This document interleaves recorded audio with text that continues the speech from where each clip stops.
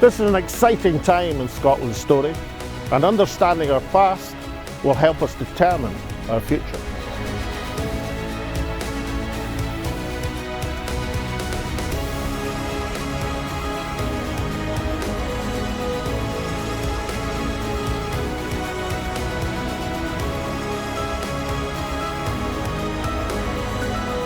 And when Scotland's voice is heard, it charts the way forward.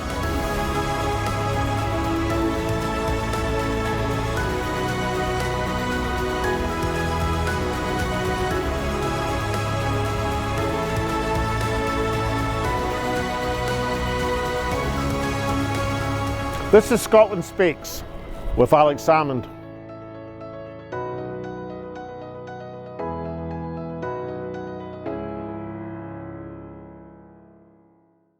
Welcome to Scotland Speaks with Salmond from the beautiful surroundings of Drylaw House, an oasis of calm and beauty in the middle of our capital city of Edinburgh.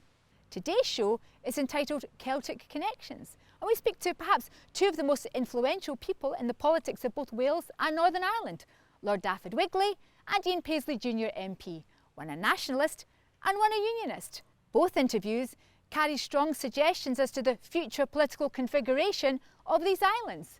And to analyse their interviews, we speak to Owen Dudley Edwards, the author of Our Nations and Nationalisms. But first, to Alex, who's in another capital city, and that is London, at the Palace of Westminster, to interview Lord Dafydd Wigley of Carnarvon. I'm now delighted to be joined by Dafydd Wigley, the best leader, in my estimation, that Plaid Cymru ever had. Dafydd Wigley, welcome to Scotland Speaks with Salmond. Well, I'm delighted to be back with the best leader the SNP ever had. When are we going to get a Wales Speaks with Dafydd Wigley? Well, when we get ourselves organised, I'm sure, which is usually half a step behind Scotland. Listen, you came into the House of Commons way back in 1974 as an enfant terrible, a young, vigorous campaigner. And do you still recognise the Dafydd Wigley from way back then to the Lord Wigley that is now? The shock I get is looking at the colour of my hair, which was jet black at that time. In terms of the issues, sadly, so many of them is still run. We still have to fight for every issue we can get in Wales. There's been a change, of course, at Westminster. In some ways, change out of all recognition. And we're living now in a post-imperial world here, and it's a little bit of a twilight. You jokingly at the start, when we were complimenting each other, you sort of said that Wales is a step behind Scotland. Now, there was a view, which I know you had, that when Scotland made an advance in the constitutional front over the years, then Wales would be half a step or a step behind. Do you still think that holds true?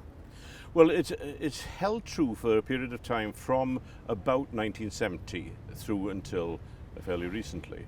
I'm not close enough to the situation in Scotland to pass a judgment on that. In terms of Wales, our constitutional ambitions are still as strong as they ever were. We need to have our independence in Wales in order to ensure that whoever is governing in Westminster, we can get our priorities taken seriously. We also have the challenge now, of course, which didn't exist then, of whether or not we would be within the European Union.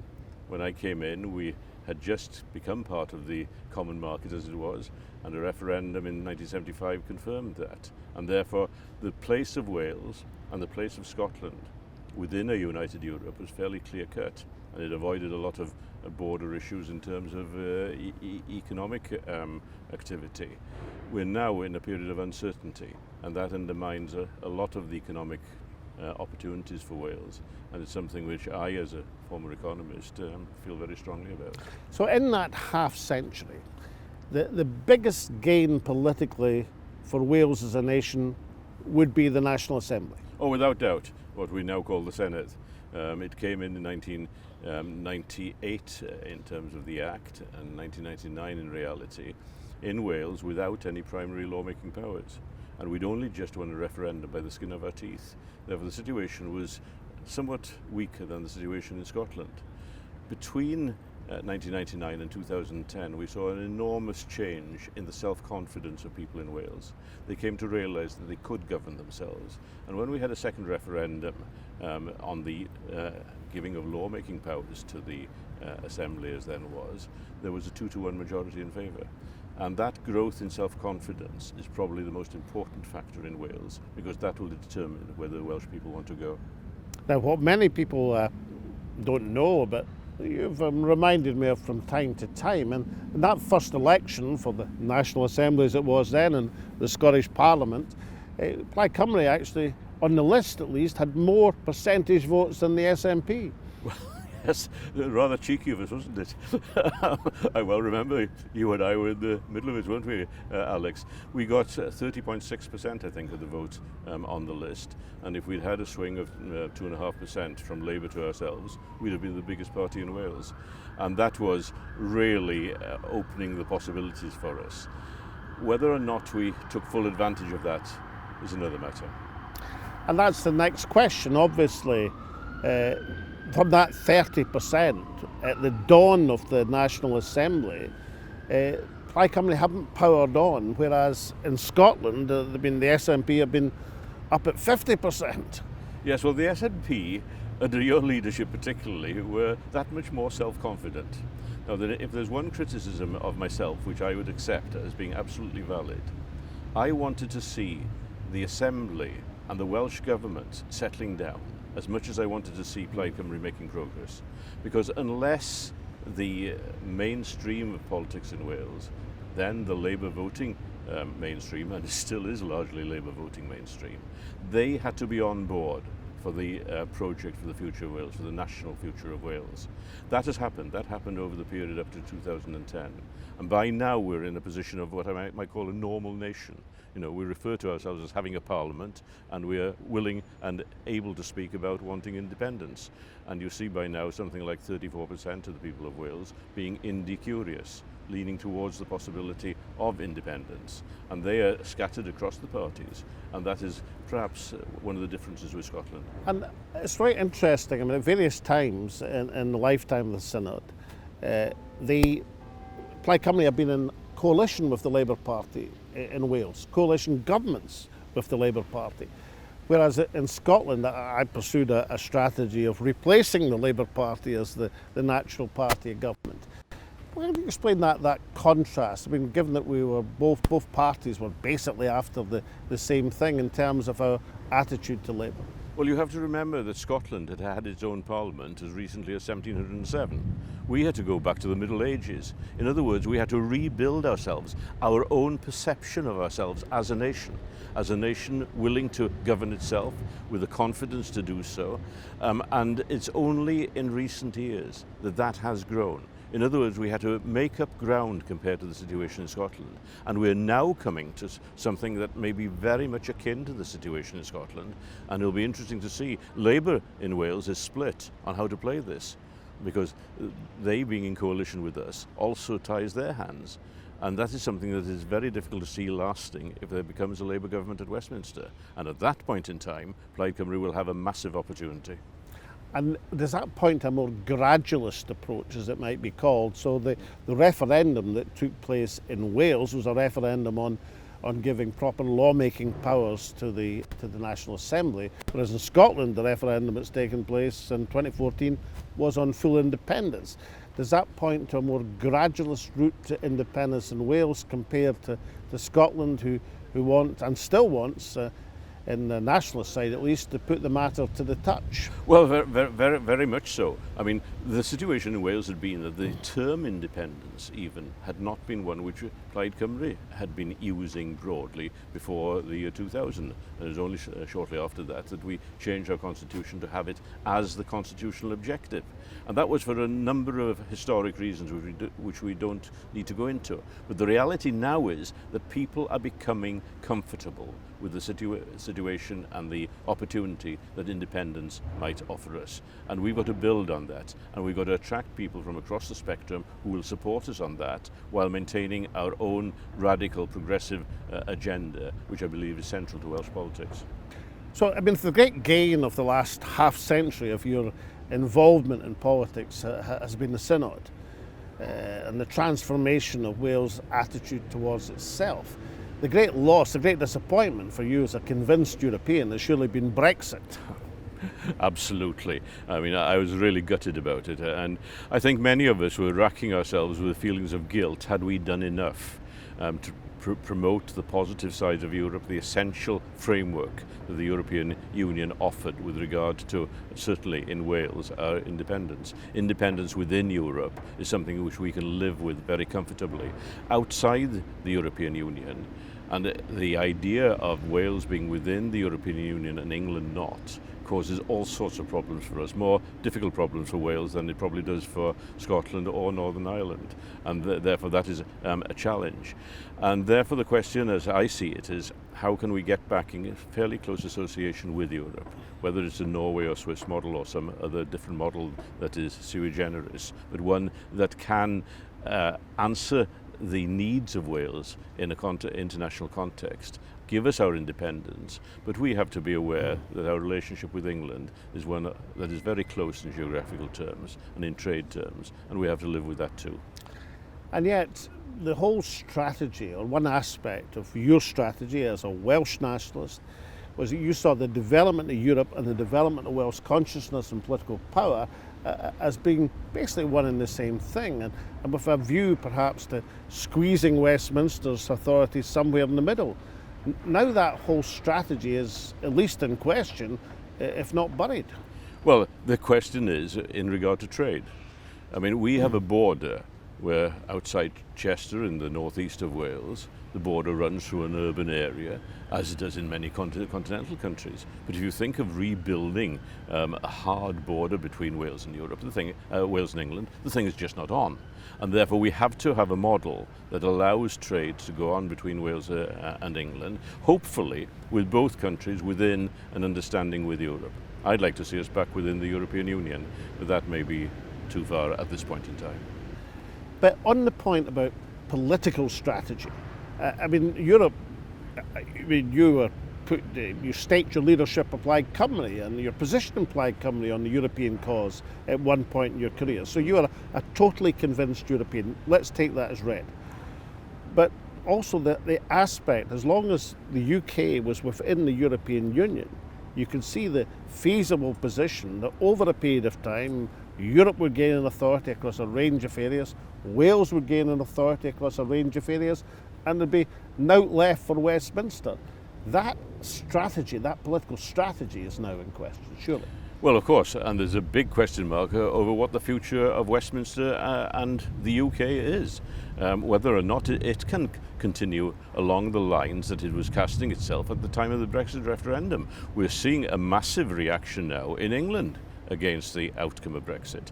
Now, I don't think for a moment that we're going to reverse the Brexit decision, but we're going to have to find some compromise in terms of our relationship with our own continent. And we are European in Wales, we are part of Europe, going back 2,000 years to the days of the Romans. That is part of our identity, our culture, our language, and that is something that we cannot turn our backs on. And therefore, yes, we're going to build a future, but that future will be in partnership with Europe, as close as we can be, in Europe if we can be, and we'll have to work out some secondary, residual way of dealing with Westminster and England.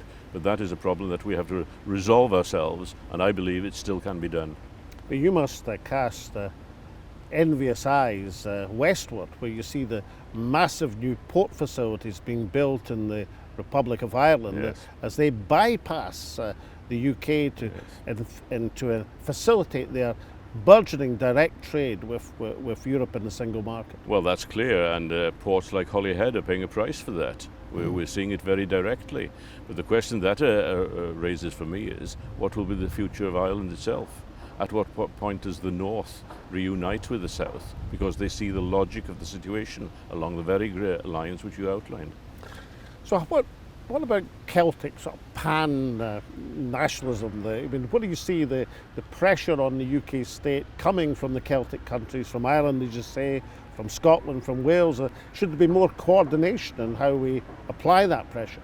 Well, of course we have a common agenda, and part of that agenda is determined by the fact that we have a common target at Westminster with whom we have to run our battles. But when it comes to working out our own future, of course, Ireland, Scotland and Wales are three nations with their own history, their own future, that will be different one from the other. We can be very close partners. There's no point in thinking that there's some pan-Celtic identity that unites us in a political structure. I think the problem that we all have is the problem of what the future of England will be. And that is something which worries me at times. Thinking about Scotland for a second, what is it about Scottish nationalism and how it's been pursued that you must look at occasionally and say, well, that was worth doing, we should do more of that in Wales? Yes, well, that's certainly true. And in the earlier times, the hard-nosed emphasis on economic success was something that I very much wanted to see us in Wales getting into grips with.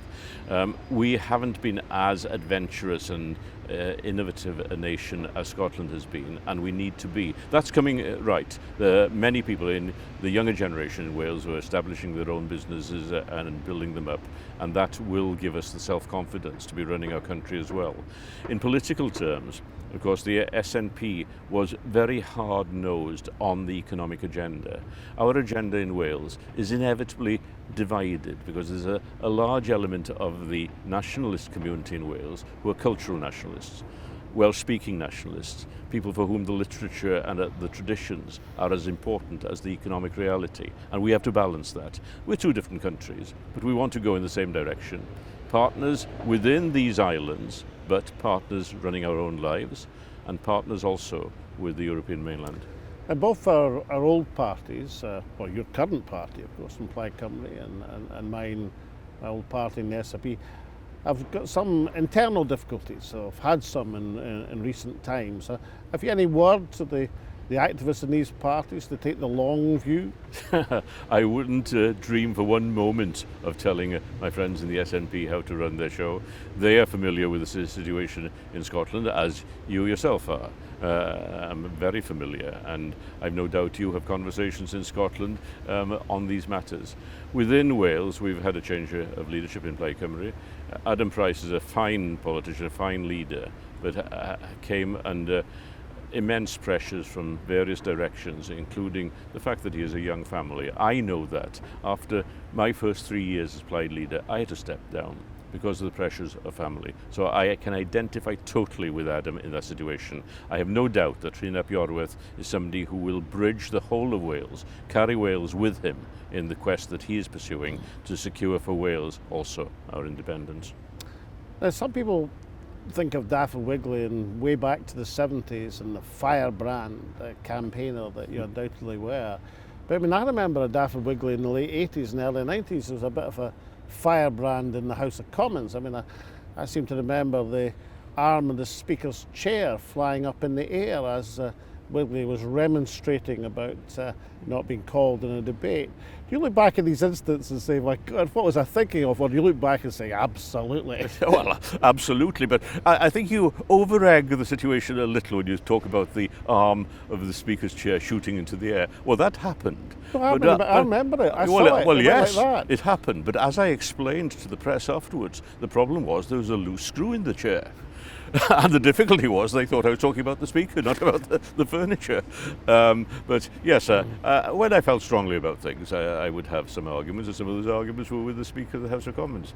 And perhaps I've matured or mellowed a little bit since then. Well, I was going to come on to your maturing and mellowing, because obviously the vantage point you have now is in the benches in the House of Lords. So when you look at the activities, I mean, in the Commons, do you see, you welcome the passion, or do you think they'll learn the hard way?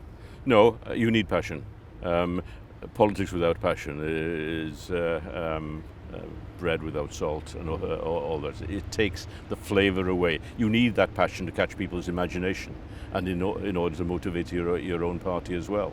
Now, in a way, the House of Lords is almost a retirement home, isn't it? Where you expect the passion to be less, possibly the experience to be more, and one is balancing the two in a different way. I find a platform here that I can argue for the case of Wales, and while I can do that, I will still come here. Plaid as a party will be reviewing our policy with regard to membership of the House of Lords, and the party will come to its own judgment. But over the last 11 years or so since I've been here, I've been able on a number of issues to do things that if I hadn't been able to do them, it would have been a poorer situation for Wales, and that justifies my existence here.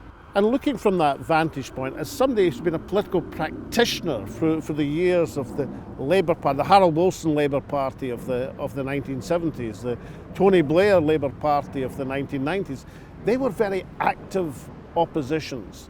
The opposition of Keir Starmer almost seems to be, we'll do nothing at all because we'll inherit the election because the Tories will do it for us. Do you see that contrast? There's something fascinating, isn't there, in the time span that Labour is in opposition.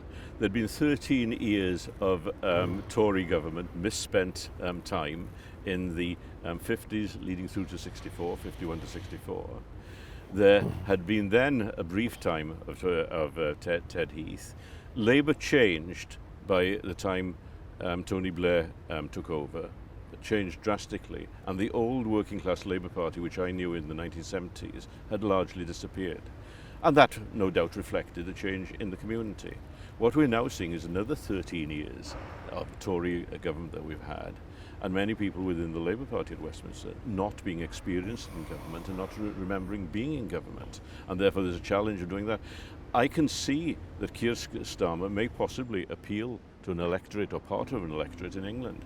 He certainly doesn't appeal all that much in Wales, and I doubt if he does in Scotland. So looking forward then, what are the opportunities that will present themselves to the nations of Wales and Scotland in that Westminster changing environment?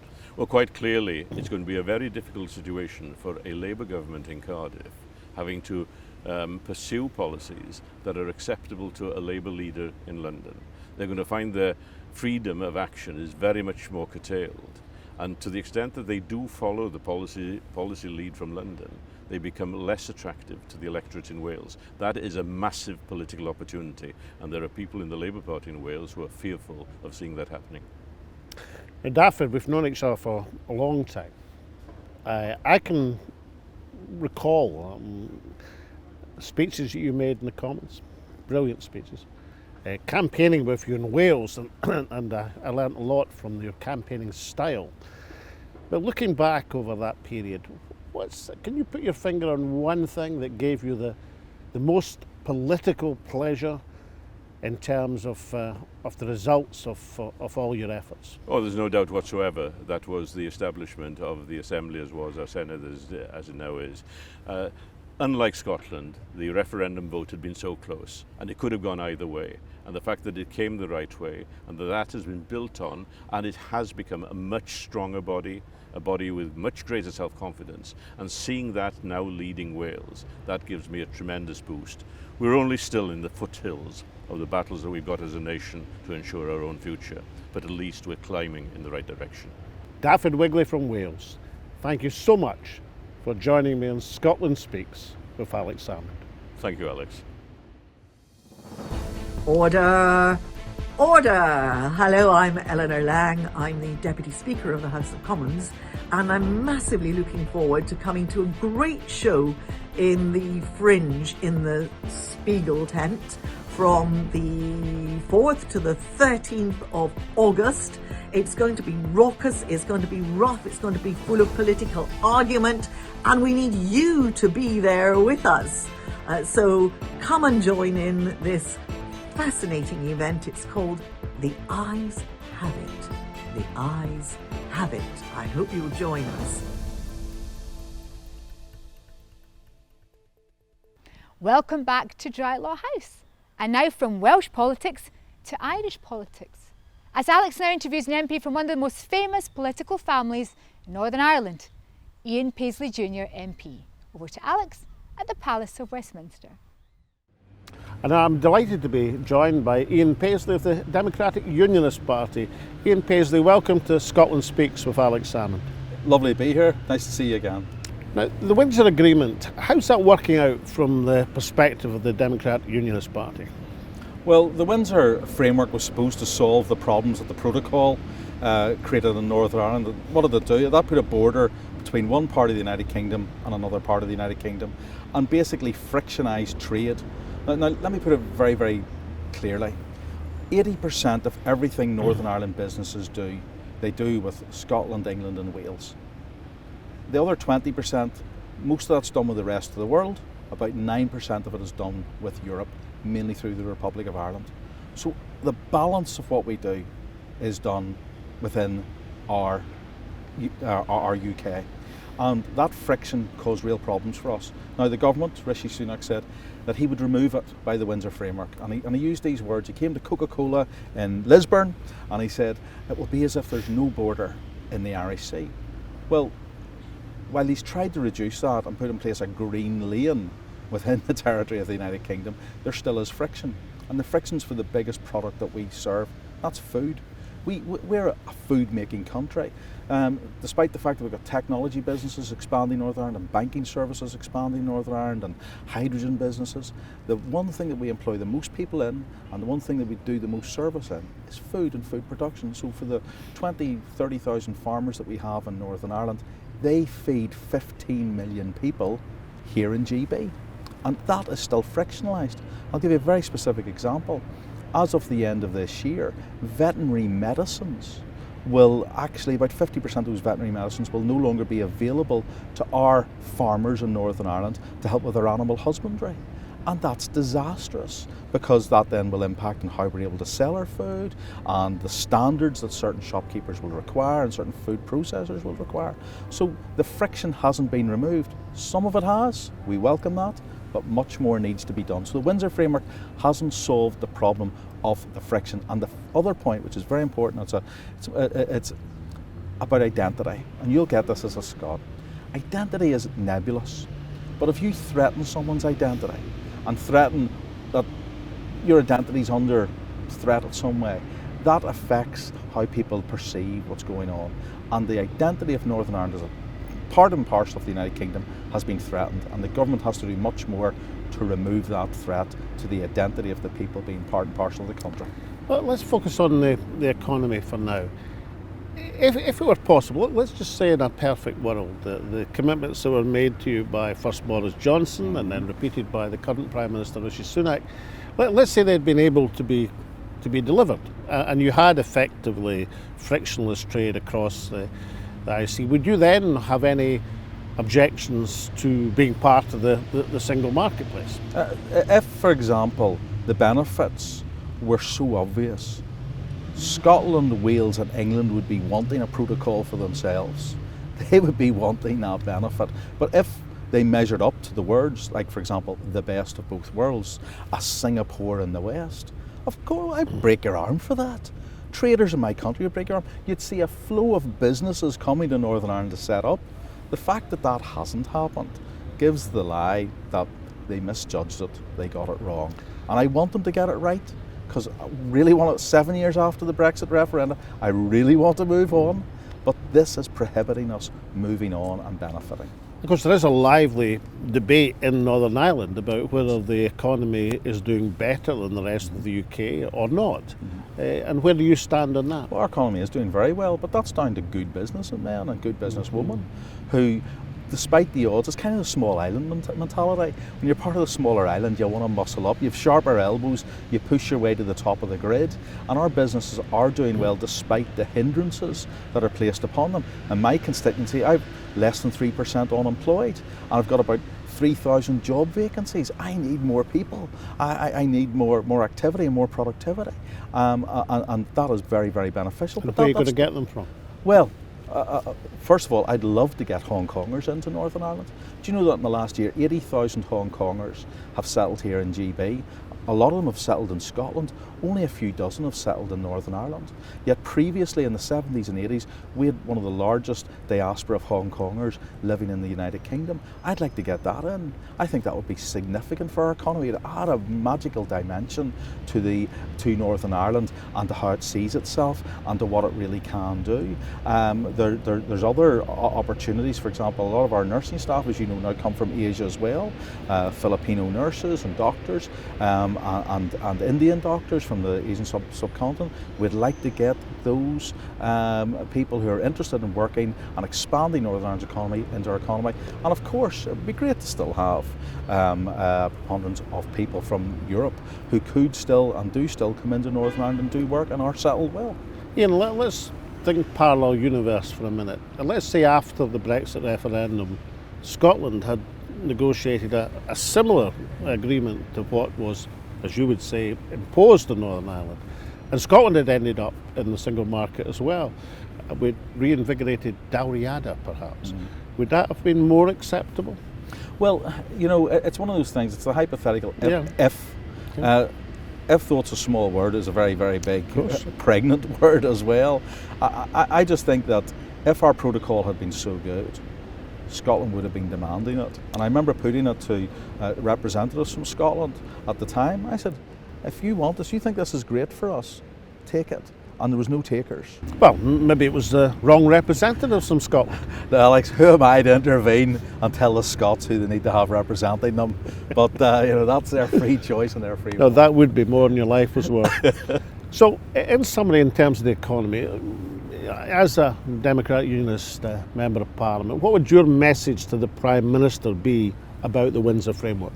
Well, I would say to the Prime Minister, match your fine words with actions that measure up to those fine words. If you're saying you're removing any semblance of friction on the Irish Sea, remove it. Just don't say it's removed, actually remove it. And give us that place and respect within the United Kingdom. So we've talked about east-west, so let's have a glance to the south. What do you think about the Irish Republic economy at the present moment? More money to shake a stick at in fiscal terms, setting up a sovereign wealth fund. At least some of the parties want to do that, others just want to spend the money. When you look south, can you see anything to be envious about in terms of their economic position? Well, first of all, I'm delighted that my neighbour to the south, the Republic of Ireland, is doing so well. It's great that a nation that we share an island with is expanding and developing and being successful. That's really, really positive, and it's good for the Irish people. However, statistically, 100 years ago when the south seceded from the Union, they were the poorest region of the British Isles. 100 years later, with independence, with over 40 years membership of the EU, they still remain the poorest region of these islands. They still have the highest levels of debt on these islands per household. So individual as a poorest region.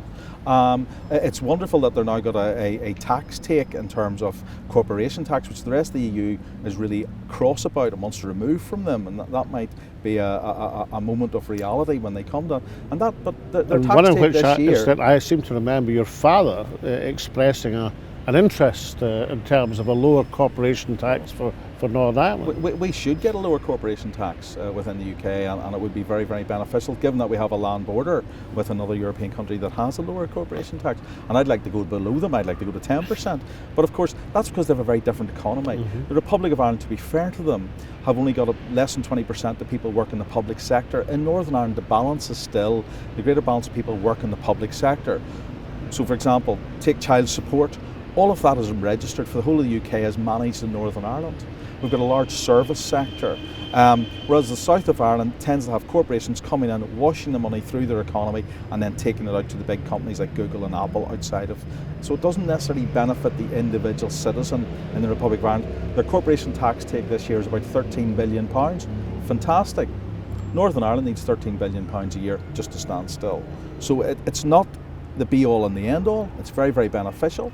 Can I make this very important point about national security as well? If I was in the Republic of Ireland, I'd be asking questions, why is it that they've actually farmed out their national security to the Royal Air Force? Why is it that sorties that are flown by the RAF to protect Irish airspace is done by the RAF and the United Kingdom? And who pays for that? Actually, you and me are paying for that, Alex. The Republic of Ireland isn't paying for it. So now that they do have money, maybe they do need to stomp up some of that money for the services that we're doing for them as a so-called independent neutral nation. So it's not the panacea. I welcome the fact that they're doing well. I want them to do even better. But don't allow that to then stop me and my country doing better as well. What are the prospects for a full-scale resumption of Stormont and a getting together of the parties again? Well, I will put on record very strongly my view that the best people to run Northern Ireland are Northern Irish people, elected by the people and serving their community. But you can't expect me as a unionist and my community as a unionist to be involved in a devolved settlement that means that we diminish our place within the union. And that's the problem at the present time. Implementing the protocol or the Windsor framework diminishes our place within the union. And the only leverage we have on Rishi Sunak's government at the moment to change that is by us saying we're using the law and our legal right to remove ourselves from the Assembly and halt that process until the United Kingdom government fixes it. And if they fix it, we then, I think, have to get into the point of, well, can the devolved settlement actually finance and run Northern Ireland? We've been given a punishment kicking of a budget that is nowhere near sufficient. Even the Barnett consequentials, which is money that comes to us each year, we have to now, instead of spending that on health, education and welfare and everything else, we have to actually pay that back to England as debt. Now, no self-respecting politician in Northern Ireland would go into an administration that they wouldn't have the resources to make Northern Ireland better. So we need to have the protocol issues fixed, the Windsor framework issues fixed, and we need to have a budget that allows us to actually make Northern Ireland a successful place. We get those things fixed, and I think we can. It's not beyond the realms of possibility. Then we could have that government back. But those moves are all in the hands of the government, His Majesty's government. I mean, you're a veteran of variety of stages of Assembly membership. Just because I've grey hair doesn't make me a veteran, Alex. From the 90s onwards, Yes. you were an elected member of various parts 28 years, I think. of what became the Stormont Assembly. You must have seen more difficult periods in terms of the gulf between the parties than you do now. Yet people like your father and Martin McGuinness managed to bridge that gulf to get things. What would be the moves? I mean, apart from what you've identified in terms of what the Prime Minister should be doing in terms of the framework, what moves do you think are necessary from the non-Irish politicians themselves in order to get things moving again? Well, you're very perceptive. I think it is right that the problems that we faced in the past were life and death. They were far greater, and we were able to overcome them. The will was there to do that. The motivation was there, the drive was there. As well as that, there was also a dynamic in the leadership with big beasts leading the country. To be perfectly fair, they had credibility, they had years of authority, which they were able to bring to the table. With the change in age and dynamic, we now have a lot of people who are also ideological, and ideological for no reason. So they bring this ideology of whether it's hard right or hard left or hard republicanism or hard loyalism to the table, and yet they've nothing in terms of years built up to giving them that right to even possess that hard ideology. The leaders of the past had that hard ideology because of experience, and they were able to say, this is what's important, we can set those issues aside and we can do an agreement on that basis. I just think the current leaders of the day need to take a breath and say, there is a lot at stake, but it's not life and death. Let's get a will to succeed. Well, example, I mean, remember the old phrase that only Nixon could have gone to China? Could it be applied to your father, that only your father, Dr. Paisley, could have made that agreement with Sinn Féin to form the government in the Assembly? I think there's definitely an element, well, there's not only an element of truth, I think history has played that out. That the only time we got a successful resolution to those problems was when the big beasts, Paisley and McGuinness, sat down, and Paisley and Adams sat down and made the agreement between the tribes, because Northern Ireland is a very tribal place. It certainly was up until that point, very tribal. It's less so now, thankfully, things are changing. But the tribal leaders, if you like, were able, as chieftains, to make that settlement. And that just goes down to years of experience, to years of credibility, also to the history and the baggage that they brought with them. The fact that, you know, with leaders who were trusted because of the dire straits the community had been in. Those times have changed. I mean, we have much more normalised politics, thank God. I mean, my kids, my grandchildren grew up in a very peaceful, one of the most peaceful parts of these islands, and a very stable part of these islands. That has definitely changed the dynamic in a very good way. But it also means we've got normal politics with the dynamic of the thranness of Ulster people thrown into it. We're pretty stubborn, and sometimes that stubbornness gets in the way to us making a good settlement. And do you say thran? We say thrawn, Yeah. same word. Same word. So stubborn to the nth degree. Yes. I'll go 100 miles to be stubborn with you. And you wouldn't start from there. Indeed. And it is also, the proximity. Look, I view it as a County Antrim representative. When I stand in Bushmills in my constituency, I can look across that wee Dalriada Strait, and 13 miles away is your country. 67 miles is Belfast. Over 100 miles, 120, 130 miles to Dublin. And it's that island mentality, it's that which people sometimes don't recognise, that we have a proximity to the Northern Ireland than we do even have to the city of Belfast and to the north. In the west of the province it's very different. I mean, people in Fermanagh will have the most westerly view of the United Kingdom, and will have a view that as a border county they face the worst days of the Troubles, and have more of a hostility because of what happened on that border. Now that makes our people, whilst a small community of less than 2 million people, but a very, very complex community with a lot of history. I mean, as you know, I knew your father, and I was very familiar with his generosity of spirit, which was one of the marks that he had. And obviously I met your mother, as a politician in her own right, a member of the House of Lords, a very considerable lady, as she would be. A few years ago she said something that United Ireland would be acceptable in certain circumstances. Is that the attitude you have? Well, look, if democracy, I'm a Democrat, I believe wholeheartedly in democracy, and if the people of Northern Ireland were to decide to do that, maybe be against their better judgment, but if they were to decide to do that, as a Democrat I have to accept that. But what I do is not live in that moment. I work now to make sure that moment doesn't happen, because I think being part of a collective, which is the union, is much better for all of our people. It certainly is much easier to reflect and talk about these issues with the Troubles gone, but there still is so much history. What I would love to see, and this is something which I don't think I as an Ulsterman can say it in a way that maybe people in the south of Ireland will respect it as much, and I don't even think English voices and English accent can say it, but I think if our Canadian, Australian and Indian and Commonwealth friends were to say it, there's a place for Ireland in the Commonwealth. We need another English-speaking nation in the Commonwealth, and we need them to get involved in the Commonwealth and to play their role and to be a bigger part. And I think that's a conversation that could really change the dynamic. And I know Her late Majesty wanted the Republic of Ireland to consider coming back into the Commonwealth, and that to me would be a really beneficial move for the people of the Republic of Ireland and for relationships on our island.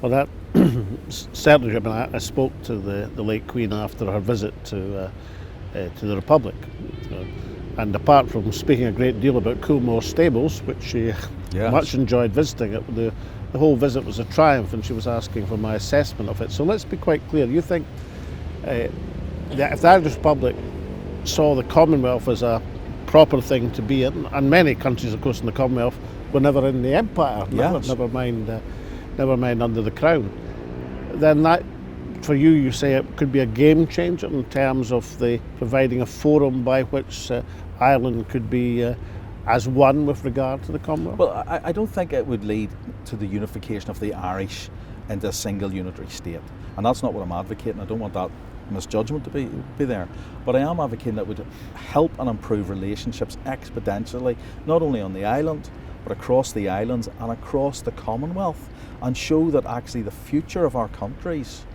has that added dynamic and that added dimension. And the good trade, good trading opportunities, full employment, the benefit of sharing in that and seeing each other being successful, that all leads to the breakdown of barriers. And I'm not so much for the unification of countries, but I'm for the unification of people, and people working together and acting in good interest for their neighbour and for their friend. That's That's what we should be as world citizens. Of course, I understand the Commonwealth Games is going a begging at the present moment, but there'd be a possibility of Northern Ireland staging a Commonwealth Games with part of a wee bit of that surplus money from the Republic to leaven the loaf. We'd love any events-driven tourism. You know, as a former First Minister, you know the importance of events-driven tourism as economic drivers. I would love a stage of the World Rally Championship to take place in Northern Ireland. I would share that happily with the Republic of Ireland just to get it, because it would be such a driver for our island's economy.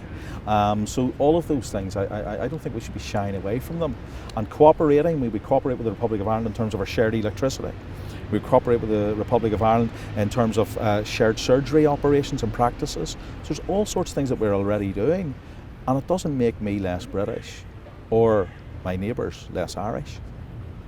Ian But Paisley, we're better people for it. and so say all of us. Ian Paisley, thank you so much for joining me on Scotland Speaks with Alex Salmond. Thank you, Alex.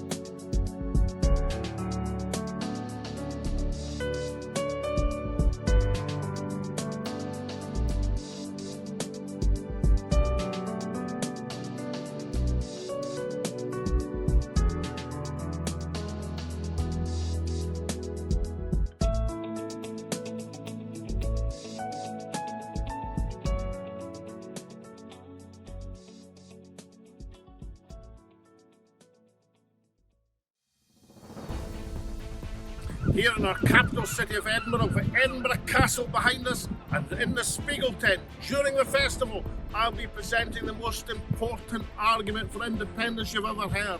The final clinching argument. If you remember nothing else, then just remember this.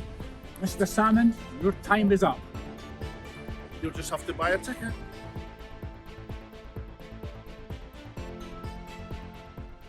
Welcome back to the gorgeous Dry Law House in Edinburgh.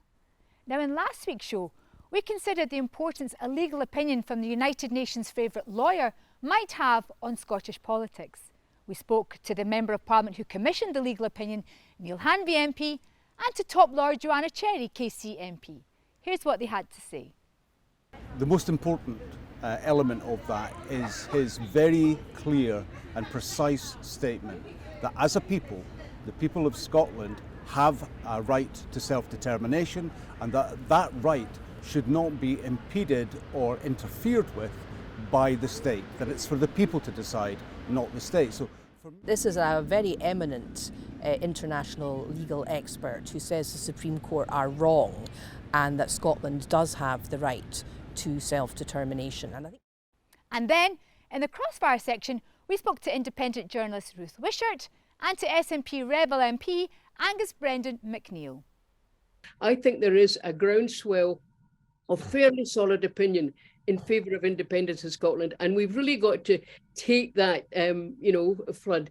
We've got to take that tide at the flood. We've got to get on with it when we've still got that rather large group of people who are still in favour of independence. And I'm really in favour of everybody of an independent mind in Scotland getting together and pursuing that shared aim. And ultimately, if the people vote for something, the people will get it. Now, we can scare them and tell them, oh, you can't because it's not legal and whatever. Law will follow democracy. Democracy is the king here. And now over to my favourite part of the show and your tweets, messages and emails in response to that show of last week. Indie Boy says, it was great listening to Neil and Joanna talking about the possible routes to achieving independence from a lawful point of view. And I agree with Angus's view that elections must be used as a vote for independence. It's time the SNP and Greens took this very seriously. Robert says, watching just now, excellent viewing. Steph says, this was really a great episode and a must watch for anyone supporting Scottish independence. Then 100 GMO says, The reason Northern Ireland gets the possibility of a referendum every 7 years and Scotland doesn't is because Scotland is resource rich and Northern Ireland isn't. Simple. And finally, Martin says, great piece about Thomas Muir. We have a lot to learn from history. And now to Alex Salmond's favourite part of Scotland Speaks with Alex Salmond, and that is Scotland's Hidden Heroes in association with iScot magazine.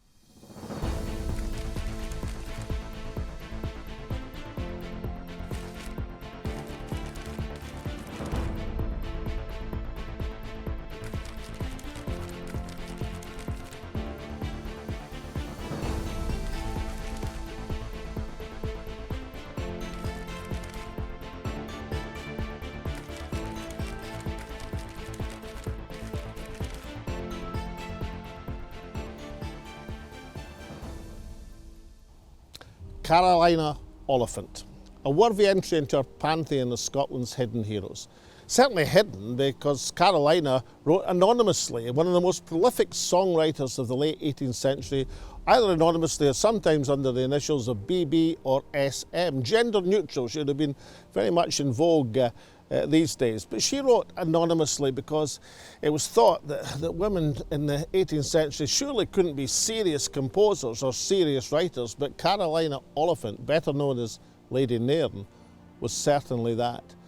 A fascinating figure. She came from a strong Jacobite family. Indeed, her family had just been restored to part of their estates in Perthshire a couple of years before she was born in the 1760s, because they had to run to France after the 45 to escape charges of high treason. So they were restored to Scotland, but Carolina was a staunch Jacobite right through her long life and right through all of her substantial body of work. So what kind of songs did she write? Well, you'll know them. Bonnie Charlie's New Away, 100 Pipers in Awe, Charlie is my darling, and my all-time favourite, The Rowan Tree. 100 beautiful songs. She wrote them all, obviously, and some of them she composed the music as well. She's a fascinating figure because, like her contemporary, Robert Burns, fascinated by the Jacobite cause. But for Carolina, it was different. She was looking back to a world and a cause that had been lost, a Scotland that was no more. Burns romanticised the Jacobites, but Burns was looking forward to Scotland that was going to change. It's coming yet, for all that, was Burns's declaration. The two of them never met because obviously Carolina, Lady Nairn, was writing anonymously. Burns had no reason to know that these wonderful songs were being produced by Lady Nairn. But it would have been a great meeting if they had. Why did she write anonymously? Well, the reason was that women weren't taken seriously. Some people suggest it's because it was to protect her husband, who was a serving officer in the British Army. If all these Jacobite songs were being poured forth by his wife, then it might cast some suspicion. I'm not sure about that. Because at the time Carolina was in her element writing in the 1790s, I think the British government were more frightened of Jacobins like Robert Burns than they were of Jacobites like Carolina's husband. But what she left us was some of the most beautiful songs that Scotland has ever heard, and some which are still sung with relish to this day. Carolina Oliphant, a woman who triumphed over great difficulties in terms of establishing her work, a woman who left us with, along with Robert Burns, with a canon of Scottish folk songs. They were very different in their nature, very different in their attitude. And Carolina wouldn't claim to be in the same league as Burns, as a major poet and a major songwriter. But Lady Nairn was a substantial figure in her own right. No one has ever done nostalgia better than Carolina Oliphant. And she's a very worthy addition to our lineup of Scotland's hidden heroes.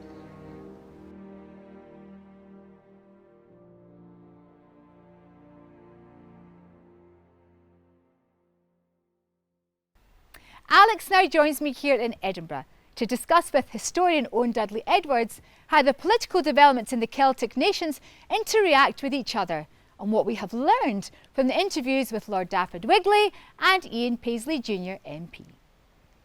And now for some further interpretation of today's programme on Celtic nationalism, I turn to the master of the subject, the historian Owen Dudley Edwards. Owen, welcome to Scotland Speaks with Alex Salmond. It's a very great honour to be with you, Alex.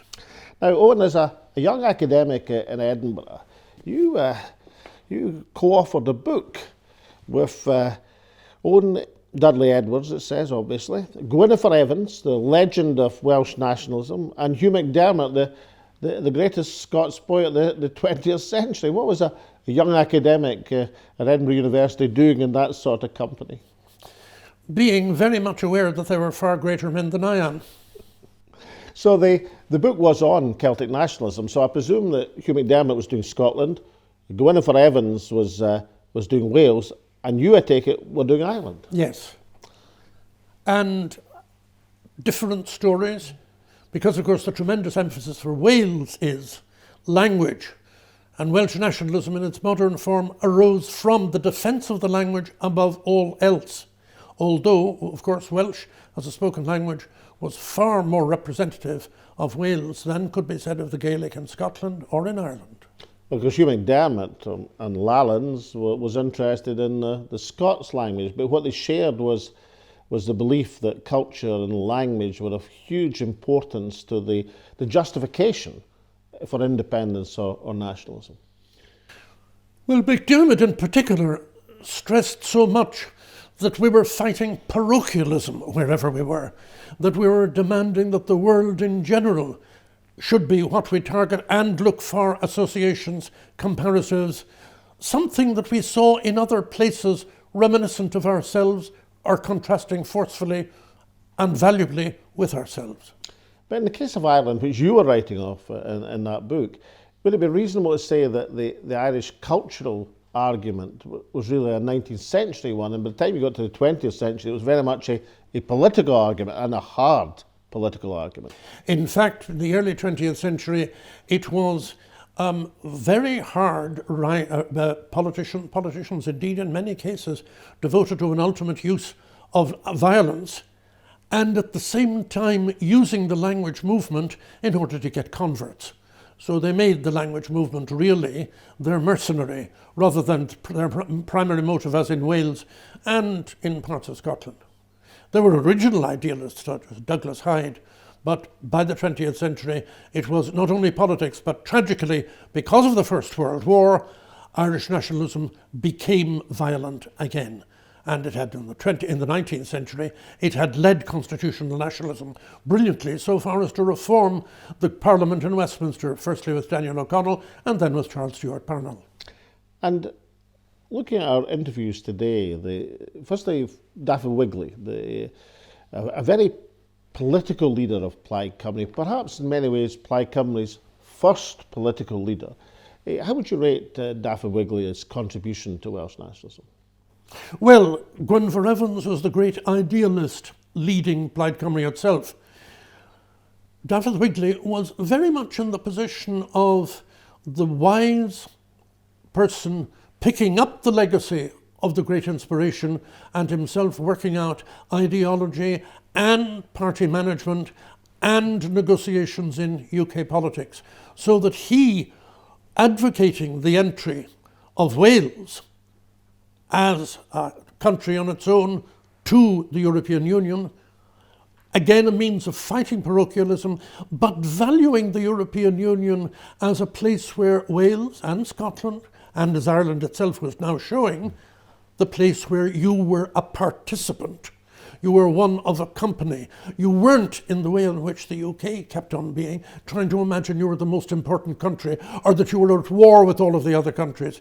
The European Union was a place for us to see how much we had in common with the others and to win each other's respect by not trying to dominate them. So, in other words, Dafydd Wigley showed the way in Europe as Winnie Ewing or Professor Neil McCormack did in Scotland, and which actually is exemplified by the Irish Republic as an independent country. Well, what they did was, when they got Wigley himself, Winifred Ewing, and Neil McCormack in his turn, within the European context, realizing that so much can be gained by allying with persons, beings, countries on the periphery, which have similar problems, Winnie Ewing picked at that extremely well, in picking up allies. She was the one who introduced Ian Paisley to Sheila de Valera, the granddaughter of de Valera, whom Winnie Ewing, of course, knew personally and who valued her, and she valued him. From her point of view, therefore, getting so much more aid for the Highlands of Scotland, which she represented, and seeing the way in which figures like Sheila de Valera and Ian Paisley could do for their countries, for their sections of Europe. That brings us neatly to the interview with Ian Paisley Jr., Big Ian's son, a Westminster Member of Parliament. Now, in that interview, there was this fascinating reference, almost a passing reference, if the Irish Republic were to join the Commonwealth, then that might be a more acceptable, possible move towards unity than there is at the present moment. Yes, that was, I think, very perceptive. And Ian Paisley Sr., while seeing very bigoted on many levels, could be extraordinarily reflective, constructive, and indicating new forms of development, new forms of personal and political association. So Paisley, from that point of view, would have been seeing all of Ireland. After all, he appeared on RTE in a programme produced by his own daughter, and delighted the Republic of Ireland by simply the loving affection of father to daughter. And people who were devout Catholics found it, well, at least he's a good example of the way a father should behave. And Paisley, therefore, had that strange kind of moral strength. And what he was arguing was a Commonwealth originally in existence, partly by the pressure which the Irish government, the Irish Free State, had brought between 1922 and 1929, when the demands for more and more devolution from the new Irish Free State government forced the UK to create a Commonwealth. So, in fact, Ireland was the creator of it. It was removed from the Commonwealth in 1949 in a political gesture. There's no reason, especially now with so many republics within the Commonwealth of Nations, why Ireland couldn't rejoin at this point. It was not turning their back on any previous agreement, or indeed on any previous history, since after all, if it hadn't been for Ireland, you wouldn't have had a Commonwealth. So you take the reference from Ian Paisley Jr. more than a passing reference. It's almost a family tradition, a dynastic family tradition like the Ewings in Scotland, to sometimes point the way to things that... Is this an example that people who appear hardline are often the most able to make, like Nixon going to China, is that a move from the Paisley wing of the Democratic Unionist Party should be given significance because of that feature? Well, Ian Paisley knew how to utter slogans, but he was in fact a great European, as well as being a great upholder of the idea of the union of Great Britain and Northern Ireland. And he also saw that because Northern Ireland hardly entered into the ordinary references of British Unionists, so much so that even at the Olympic Games, they had to have Team GB, with Northern Ireland, all of it, Catholic, Protestant, everything, being, in a sense, excluded from a consciousness of what being unionist was. And Paisley, from that point of view, would recognise, yes, there were potential allies, and certainly there were potential ideas to be reinterpreted. I think he very much, Ian Paisley Sr., very much enjoyed surprising people. Well, Dad Edwards, you've been surprising people through your career as a historian. So thinking about your most recent book, Our Nations and Nationalism, and comparing it with one of your first books on Celtic nationalism, are you surprised by the amount of progress that's been made over that period? No, I wouldn't have expected progress. But on the other hand, I didn't expect either that Northern Ireland, beginning civil rights movement, was suddenly going to be taken over by the forces of evil, the creatures of violence, on either side of the Christian divide and so many others. So we can be very, very thankful above all to Welsh and Scottish nationalism, that they have given the example of non-violent movements, and Scotland's achievement in being the non-violent preaching respect for humanity instead of their destruction is fundamentally something for which humanity should be most grateful. Owen Dudley Edwards, thank you so much for joining me in Scotland Speaks with Alex Salmond. Thank you very much, Alex.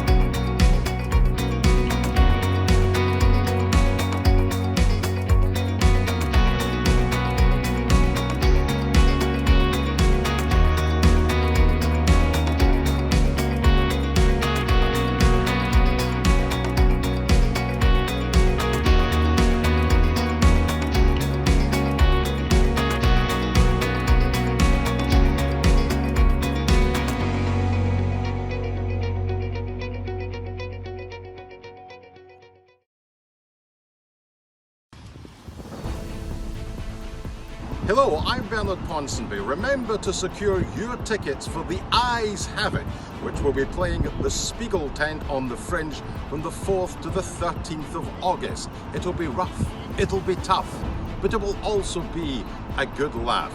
So get your tickets for The Eyes Have It. The Eyes Have It.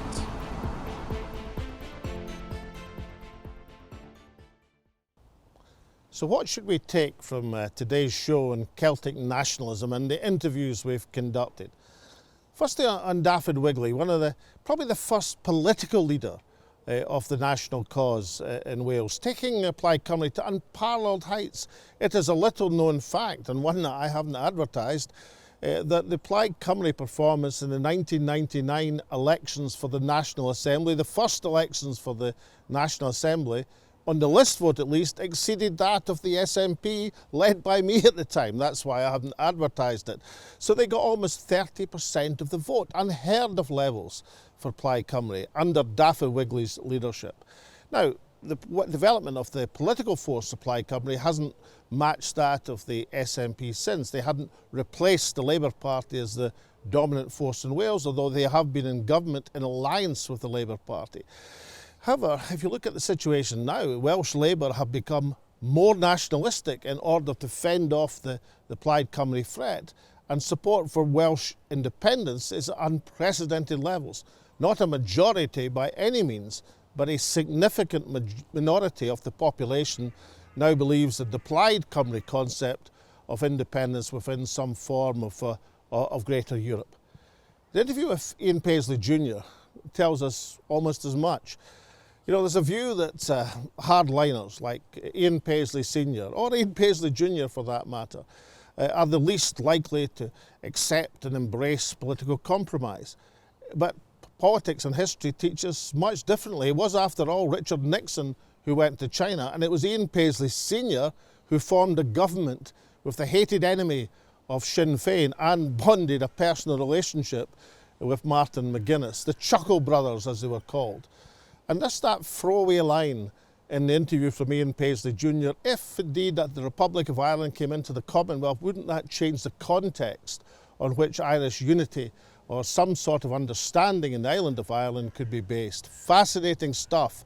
It indicates that political movement is yet to come, and it may be the strongest advocates of the union who are the people who are prepared to meet the other side halfway.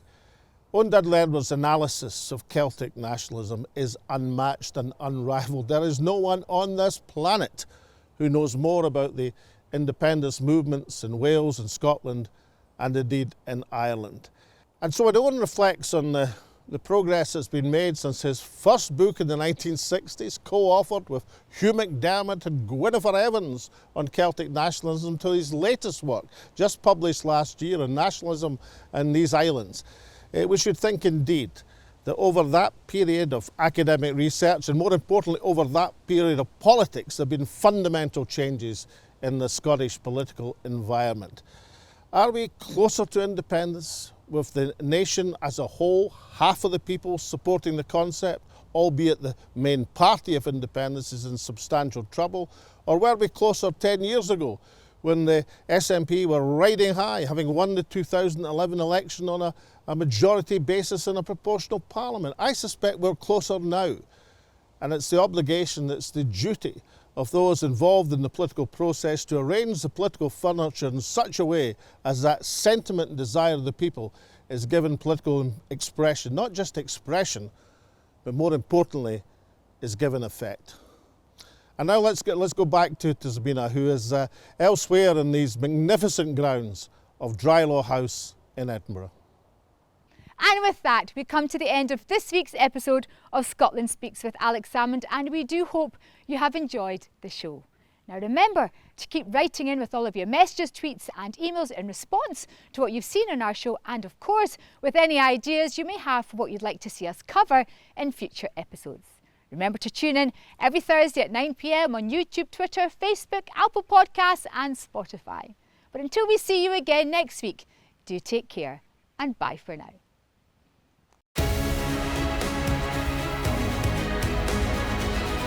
This is an exciting time in Scotland's story, and understanding our past will help us determine our future.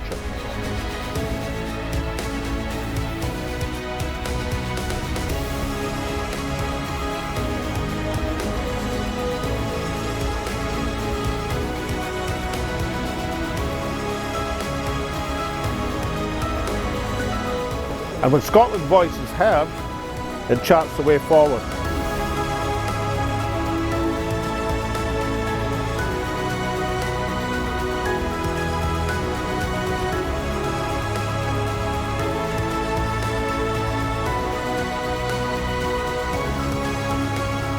This is Scotland Speaks with Alex Salmond.